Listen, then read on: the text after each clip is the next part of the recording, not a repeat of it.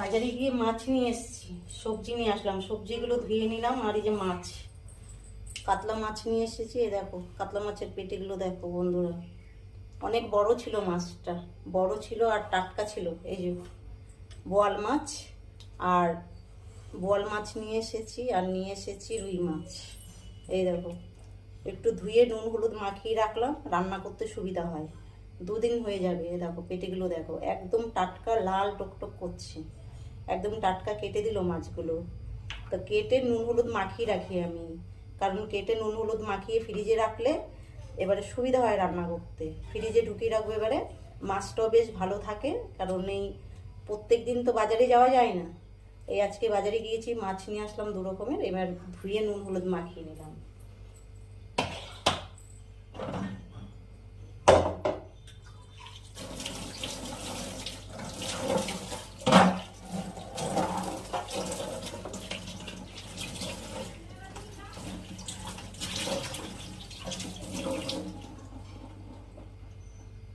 এবারে এই বাক্সটা করে রেখে দেবো ফ্রিজে।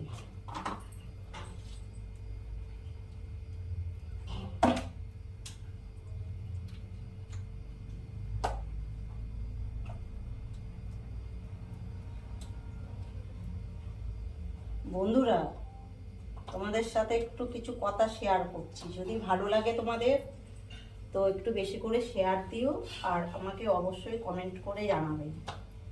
কথাগুলো হলো, কিছু কিছু বাইরে মুখ মারা পুরুষ আছে, সেই পুরুষগুলোর উদ্দেশ্যে বলছি, যারা ঘরের বউকে ডাল ভাত ভাবে আর বাইরের বউদের ভাবে বিরিয়ানি বিরিয়ানি ভেবে তাদের কাছে মুখ মারতে চলে যায়।